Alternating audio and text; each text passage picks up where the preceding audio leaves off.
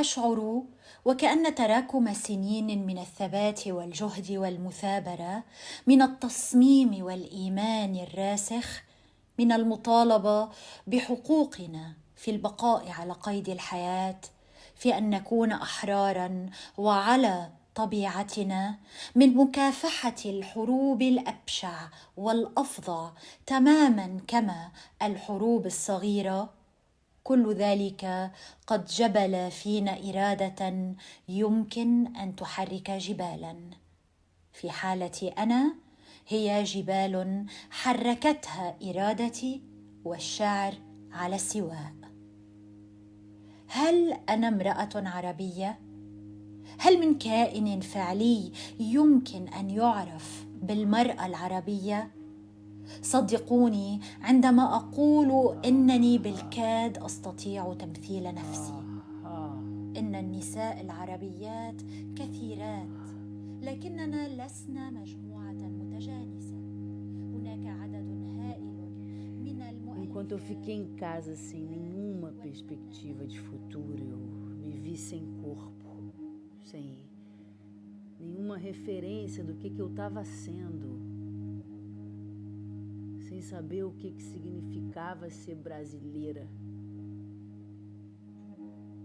carioca, atriz.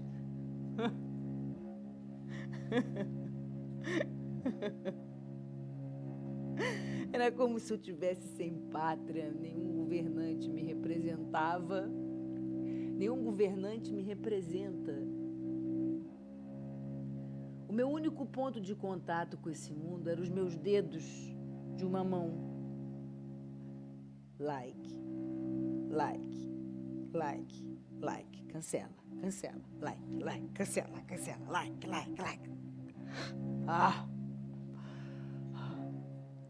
A casa flutuava e eu me movia como se fosse uma água viva perdida no oceano.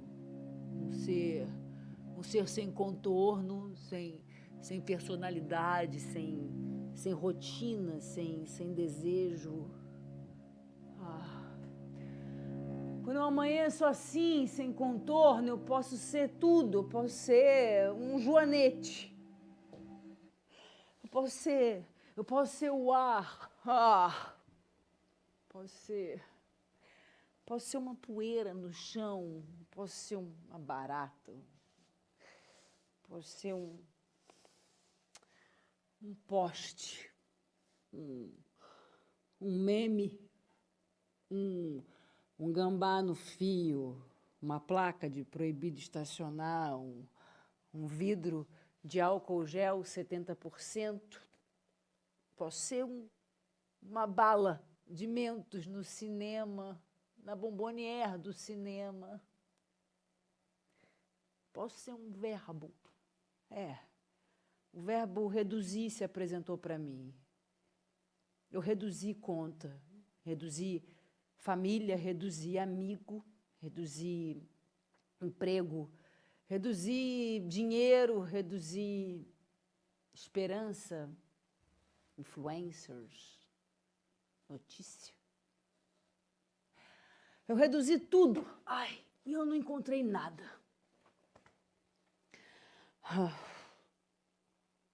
Aí, do nada, eu a encontrei.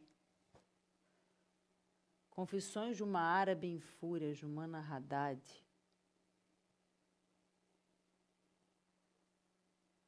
Aí eu me lembrei dos meus bisavós que chegaram no Brasil sem nada. Meus bisavós libaneses.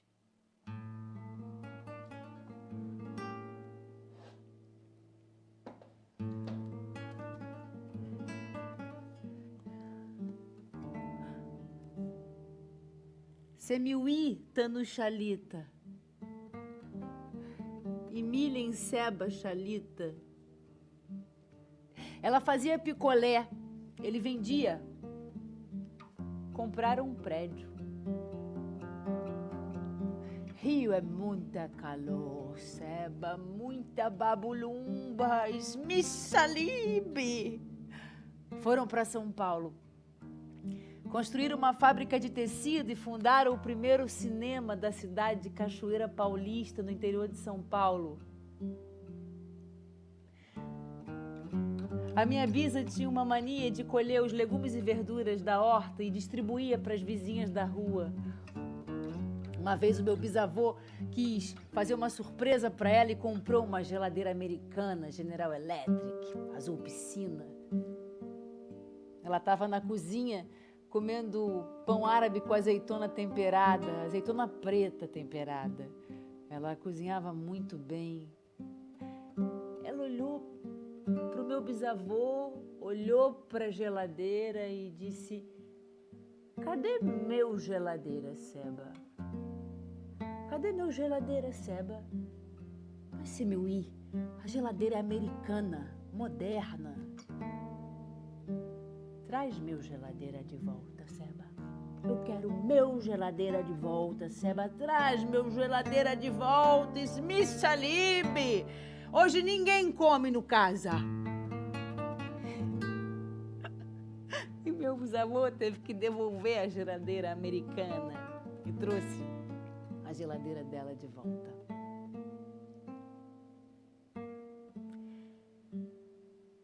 Árabe adora dinheiro, né?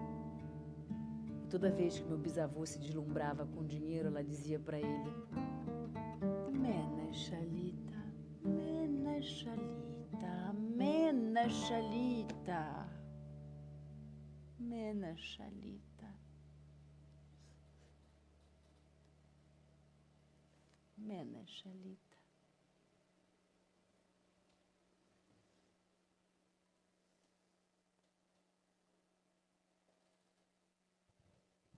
Mena Shalita.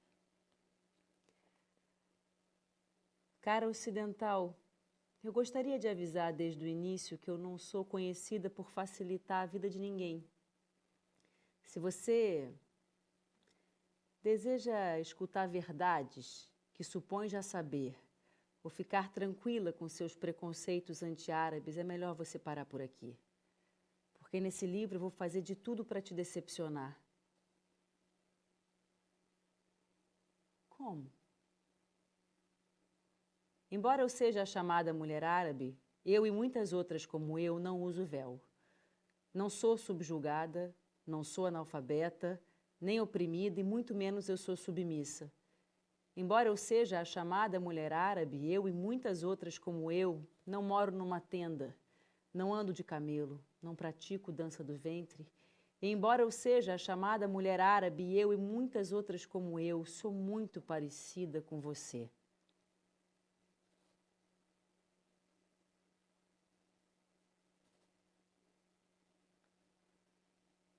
Uma vez uma jornalista estrangeira perguntou para Jumana como que uma mulher árabe pode escrever uma revista erótica na sua língua materna.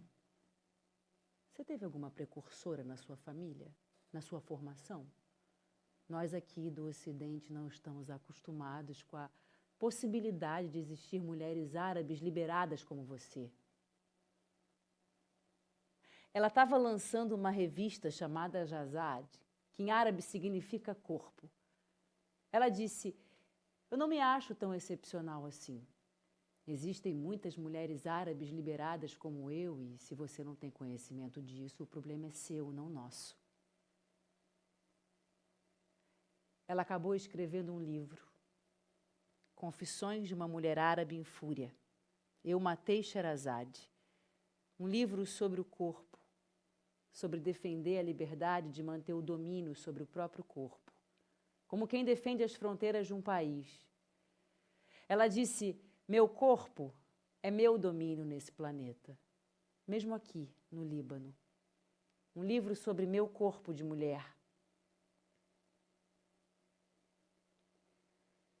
Bob Dylan escreveu que um poema é uma pessoa nua. Então talvez seja melhor eu me apresentar, vou apresentar a Jumana através de um poema.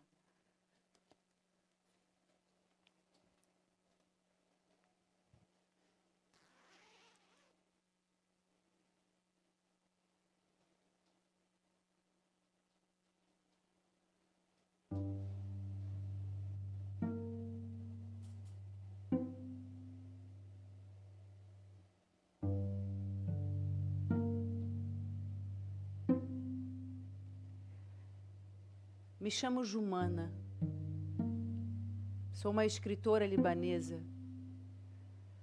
Sou os gritos de minha mãe me parindo e os gritos dela parindo a si mesma. Seu ventre me libertando para sair. Seu suor atingindo a minha potencialidade. Eu sou os olhos de toda a família sobre mim. Os olhos do pai, os olhos do avô, os olhos das tias. Eu sou todas as situações possíveis para eles, os sonhos abortados, as expectativas sobre mim, uma ideia criativa que eu não consegui realizar, as ideias enfileiradas que não aconteceram por falta de apoio. Eu sou a minha fé em mim mesma, sem depender da ajuda de ninguém. Sou o meu cansaço de tentar. A minha luta para conquistar espaço, para existir. Eu sou o casaco vermelho apertado que me fazia chorar toda vez que eu usava, e sou todo o aperto que ainda me faz chorar. Sou o triste buraco da meia da minha professora. A minha ideia de quando criança, de que a terra girava em torno do meu coração e o meu coração girava em torno da lua.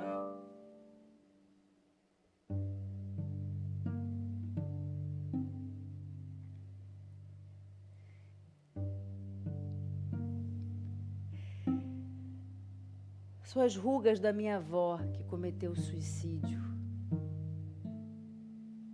Sou minha testa encostada no seu colo ausente. Vó? Vó? Minha avó. Sou aquele que me fez chorar e que me fez amá-lo ainda mais. Eu sou a chantagem, o meu primeiro vício.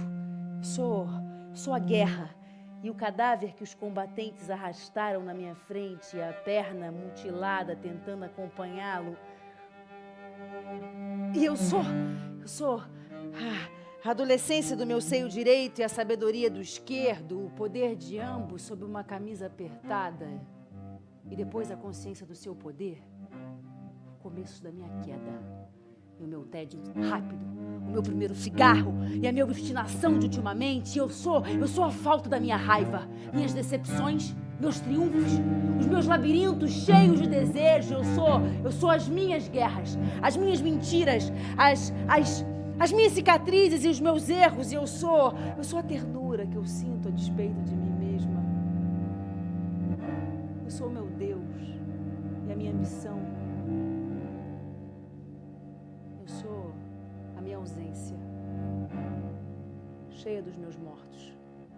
Eu sou o meu morto que nunca dorme, o meu assassino que nunca dorme. Eu sou o meu contágio, o meu ressentimento, o meu perigo, a minha fuga para a covardia, para algo pior ainda. E eu sou a minha espera que não sabe a hora, e a minha falta de compreensão do espaço. Eu sou o silêncio que eu aprendi, o silêncio que eu ainda não dominei, a solidão que pisa a minha alma como um inseto.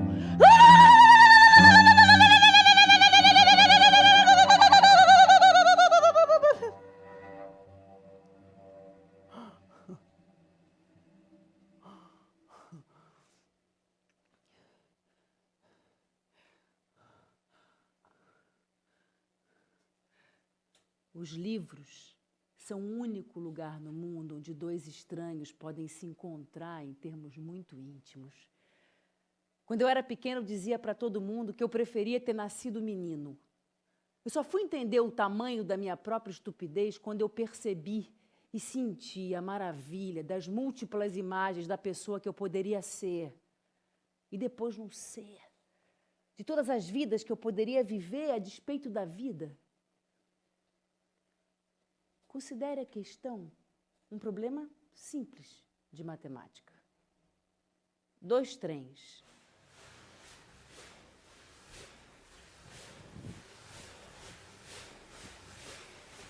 A B.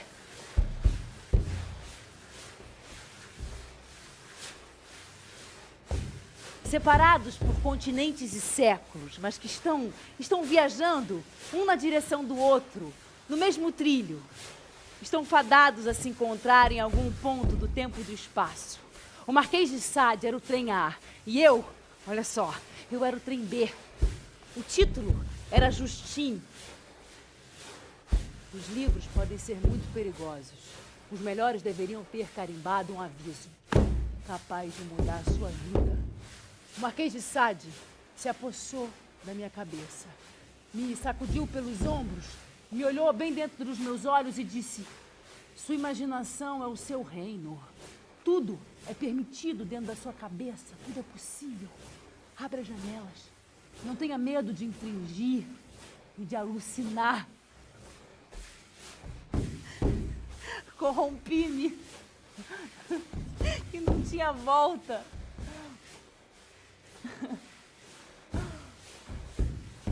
A lembrança mais viva que eu tenho quando criança era esperar com impaciência os meus pais saírem de casa para colocar uma cadeira na imensa biblioteca do meu pai e alcançar tudo que estava escondido nas prateleiras de cima.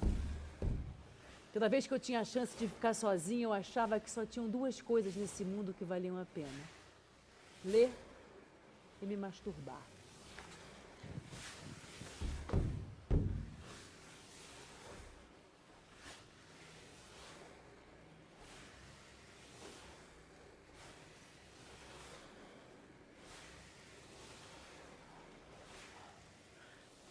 Essas duas coisas precisavam de privacidade para um desfrute pleno.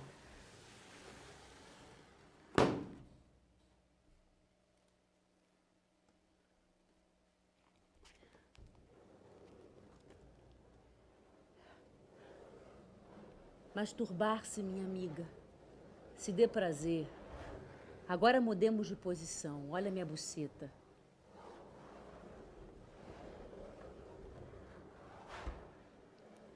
Esse é como chamamos o templo de Vênus.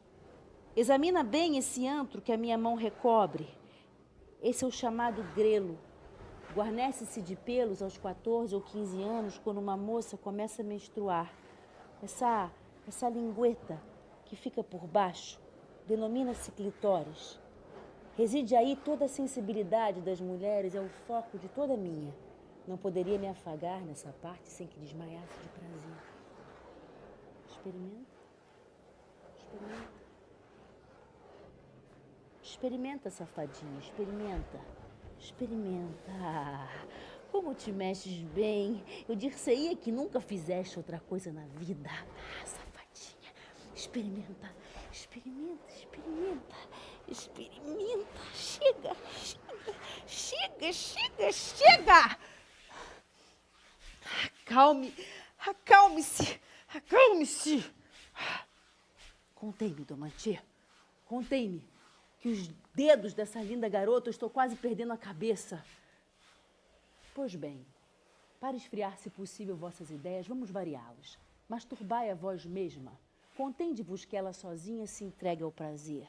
Assim, nessa posição, o seu lindo cu fica para vós. Vou friccioná-lo levemente com o dedo. Assim, Eugênio. Isso. Soltai-vos, entregai vossos sentidos ao prazer, que seja ele o único Deus da vossa existência, e somente a ele uma jovem deve sacrificar tudo, e nada aos seus olhos deve ser mais sagrado que o prazer. Eu sinto, nada ao menos me parece mais delicioso, eu estou fora de mim, eu não sei mais o que eu digo, ou o que eu faço, que essa embriaguez tomou conta de mim.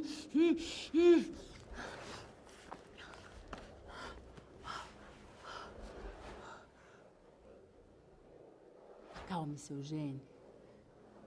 Agora eu vou te ensinar uma nova maneira de deixar uma mulher na mais extrema volúpia. Afasta. Afasta tuas coxas, afasta. Assim, desse modo, seu cu fica para vós, Domantier. Chupai-o, enquanto o que sobra da sua buceta vem para minha língua. Isso. Vamos fazê-la desmaiar de prazer 3 ou 4 vezes, se possível. Ai, Eugênio, como é bom beijar esta penugem. Agora eu consigo ver o seu grelo já bastante sensível. Como te mexes bem. Vem, abre mais tuas coxas, abre. Diz-me o que irás sentir quando nossas línguas se introduzirem ao mesmo tempo nos teus dois orifícios.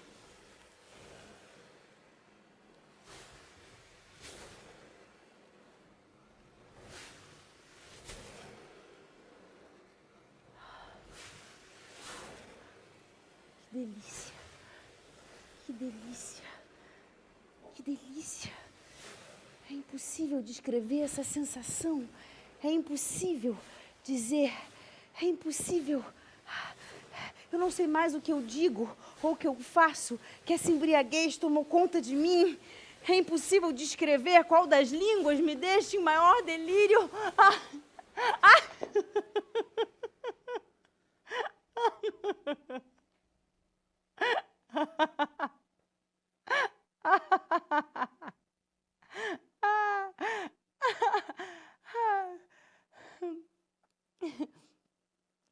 É o que você leu quando não era obrigada a ler, que vai definir o que você vai ser quando não puder evitar.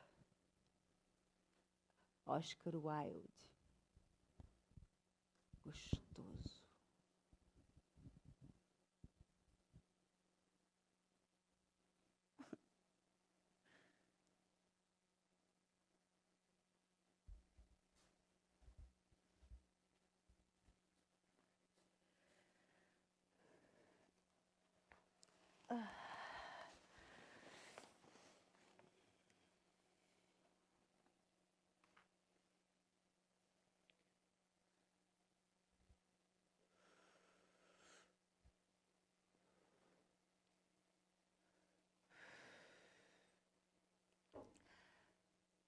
A primeira vez que eu escrevi pênis num poema, eu devia ter uns 25 ou 26 anos. Meu pai o leu e ficou horrorizado. Ele disse, será que dá para trocar por cano, minha filha? Bom, pai, eu já estou farta de cano, pilar, mangueira, espada. Eu escrevi um poema sobre o pênis. Eu gostaria de chamá-lo pênis. Eu comecei a escrever com 11 anos de idade em francês. E mais de 15 anos se passaram para que eu me atrevesse a escrever em árabe as minhas ideias e convicções com segurança. Quando eu me revoltei contra o meu medo abjeto das palavras, mesmo correndo o risco de ser considerada despudorada, provocadora, insolente, eu continuei escrevendo.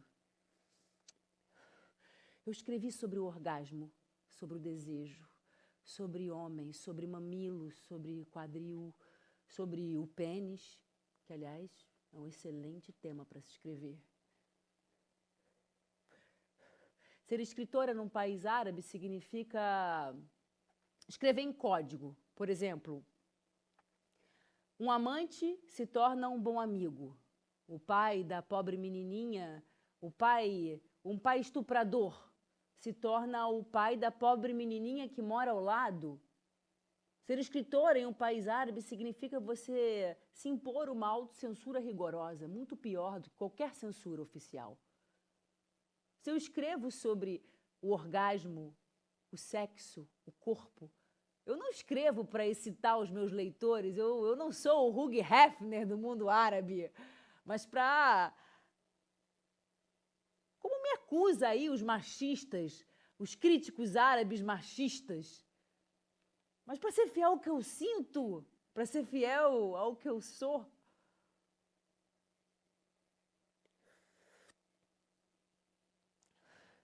Um dos primeiros poemas que eu escrevi em árabe chama-se Eu Sou uma Mulher. Será que eu sou louca?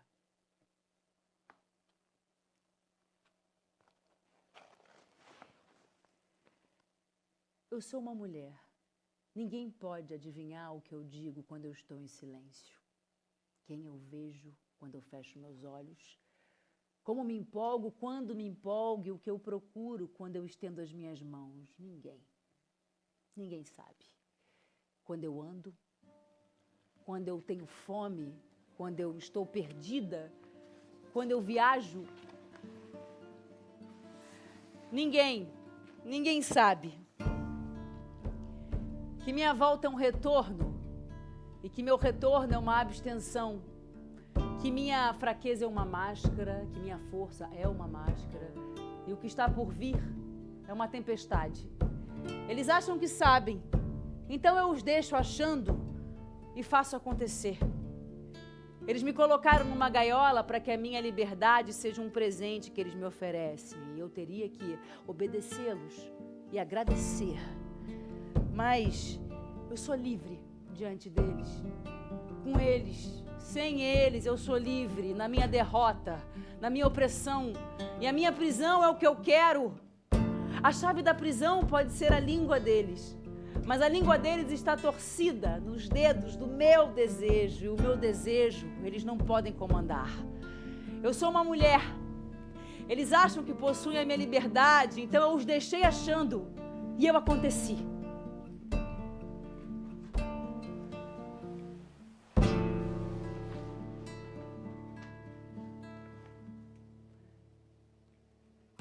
Será que eu sou louca?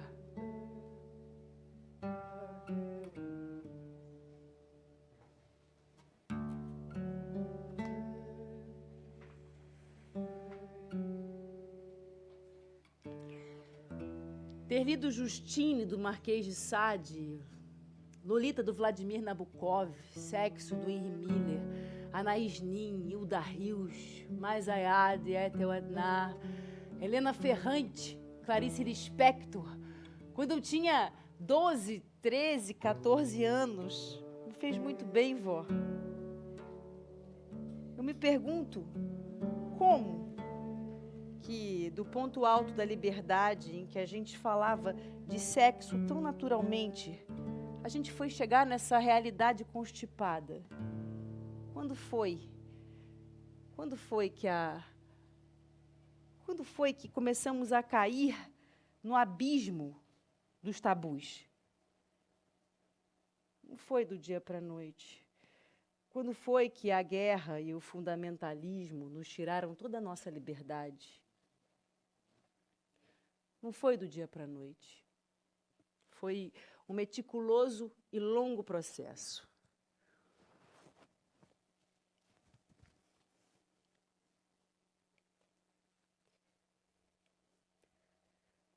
Será que eu é que sou louca?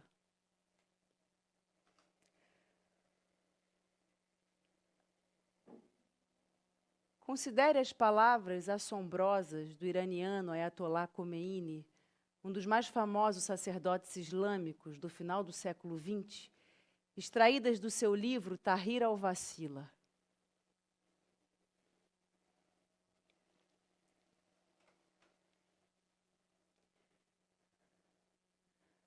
O homem não deve ter relações sexuais com a sua esposa antes dela ter 9 anos de idade.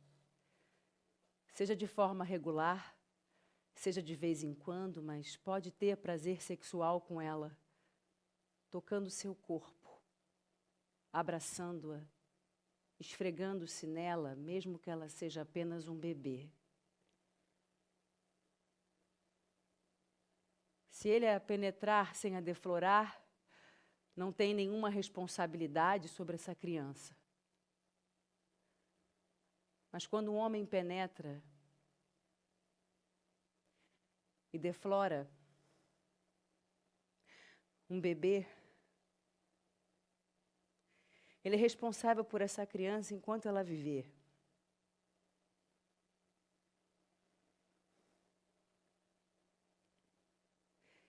E vem me falar em depravação porque eu edito uma revista de corpos de mulheres adultas, sem mencionar a mutilação feminina e o seu objetivo depravado de privar as mulheres do seu direito ao prazer. Sem contar o casamento pré-arranjado de meninas tão pequenas que mal sabem brincar de casinha. A lista de horrores e injustiça é longa demais.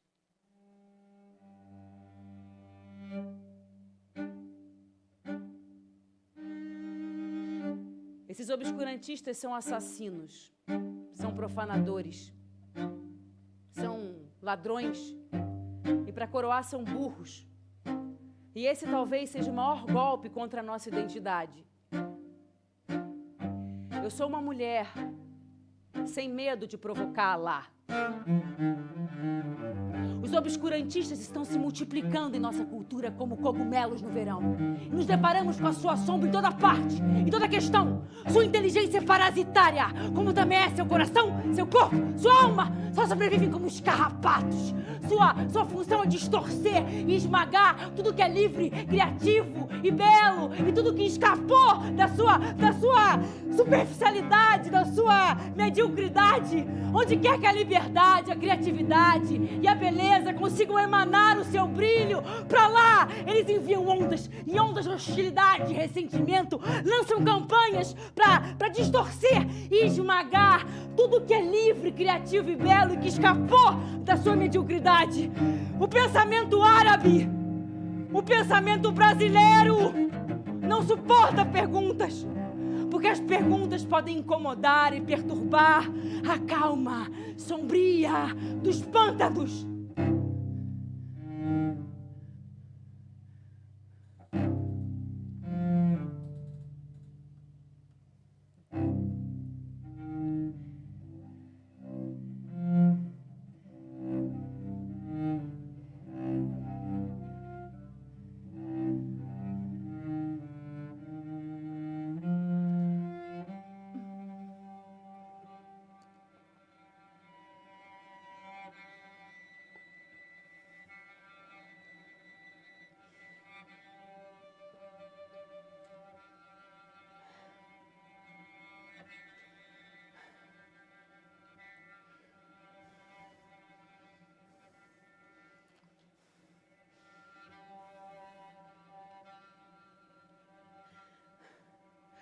Todo ser humano tem medo. Eu tenho um medo muito especial. Eu tenho medo de um som terrível de um assobio. Toda vez que eu escuto, meu coração dispara. Me dá calafrio. Toda vez. Eu olho para o horizonte em pânico para ver de onde é que a bomba está vindo. E principalmente se ela vai cair na minha cabeça ou na cabeça dos meus entes queridos.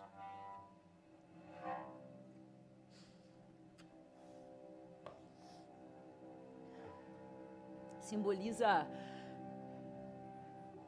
a espera da morte. A aniquilação do futuro.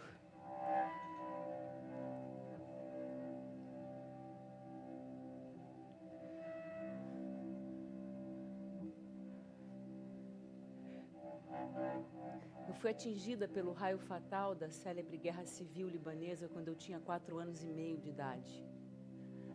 No dia 3 de abril de 1975. O Domingo Negro, como chamamos agora. Naquele dia, quando ouviram pela primeira vez as rajadas de tiros e explosões, os meus pais acharam que eram fogos de artifício. Deve ser algum casamento chique, disse a minha mãe. Continuou preparando o almoço de domingo, mas era uma guerra. Uma guerra que consumiu os melhores anos da minha infância e da minha adolescência. Uma guerra que matou gente, que destruiu casas, famílias, que se tornou uma fábrica de viúvas e órfãos. Uma guerra que me fez apodrecer por dentro, cheia de feridas infeccionadas, inseguranças que até hoje eu faço de tudo para esconder. E essas feridas são o preço de nascer como eu em Beirute. Às vezes me fazem perguntas sobre questões de identidade, sobre fazer parte de algo maior, fazer parte de algum lugar. Eu nasci num país que me odeia e que demonstrou esse ódio de muitas formas repulsivas. Eu não quero fazer parte desse lugar. Eu só vivo em Beirute. O meu lugar favorito no mundo é dentro da minha cabeça. Sobreviver à guerra é um excelente processo de treinamento. Se não tivesse sido tão brutal, eu a recomendaria como um primoroso curso de iniciação à vida. Eu sinto que nos anos de resistência, de reivindicação do direito de continuarmos vivos, de sermos quem somos, de sermos livres, a nossa vontade realmente move montanhas. Vontade e poesia, no meu caso, movem montanhas. Será que eu sou mesmo uma mulher árabe? Existe realmente essa entidade chamada mulher árabe? Acreditem quando eu digo que eu mal represento a mim mesma. Nós, mulheres árabes, existimos em grande número e não podemos ser consideradas um grupo homogêneo. Existem muitas pensadoras, muitas escritoras, muitas artistas, professoras, donas de casa, que apesar dos inúmeros desafios e ameaças com que se deparam, ainda assim conseguem resistir. William Blake escreveu que particularizar é a única descrição que vale a pena fazer. E nós temos unhas por uma razão: cavar mais fundo, rasgar a pele generalizadora, sensacionalista e estender a mão para o que está além da superfície brilhante.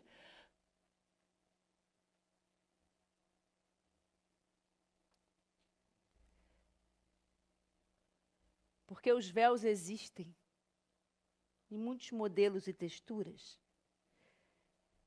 Há o véu do repúdio, o véu da ilusão, o véu da mensagem política tendenciosa, o véu da apreensão e do medo, o véu do julgamento tacanho e o mais perigoso de todos, o véu do símbolo falso, fabricado pelo mau uso das redes sociais e pela mídia.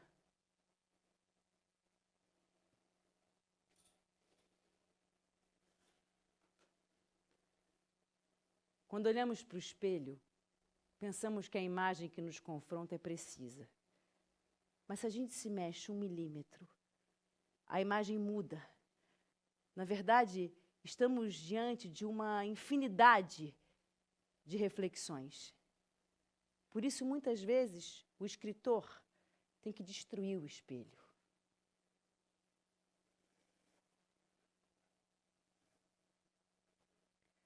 Porque é do outro lado do espelho que a verdade olha para nós.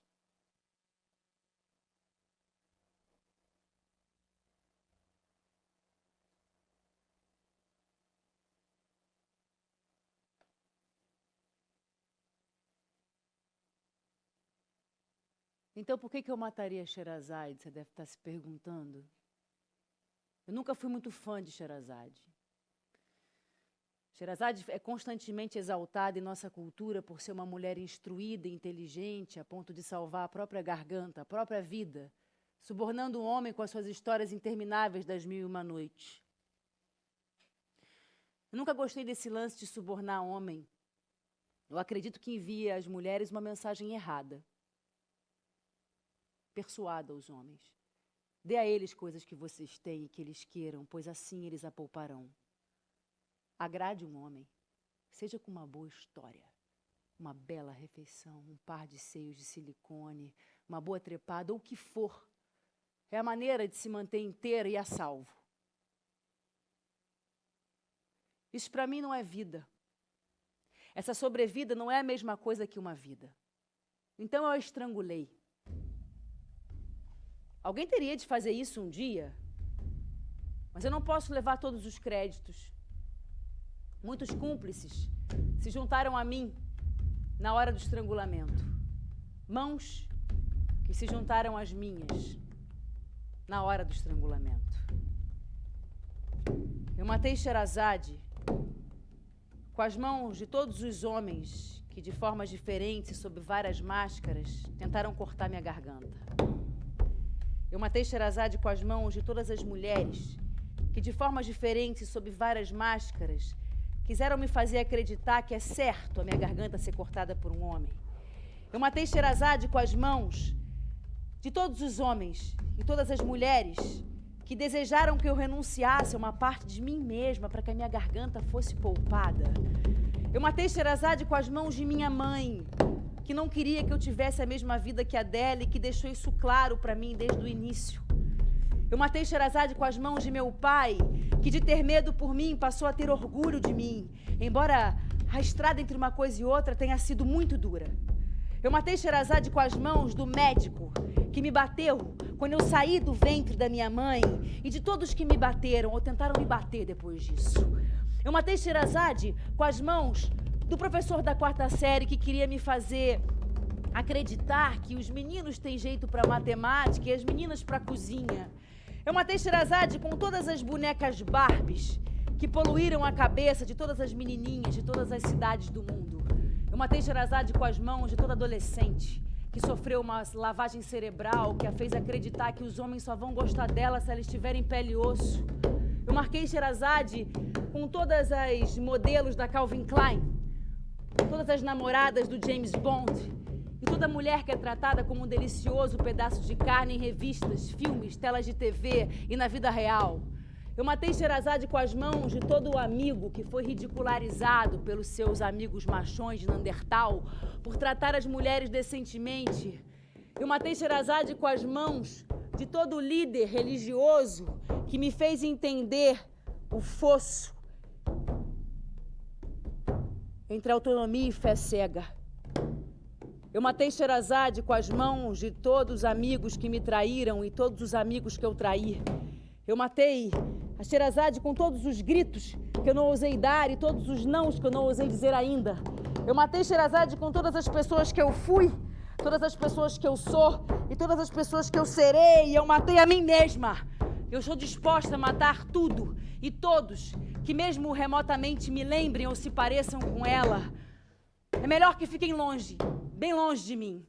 Há uma mulher árabe insubmissa em mim. Minha vida e minha história não me foram concedidas por ninguém.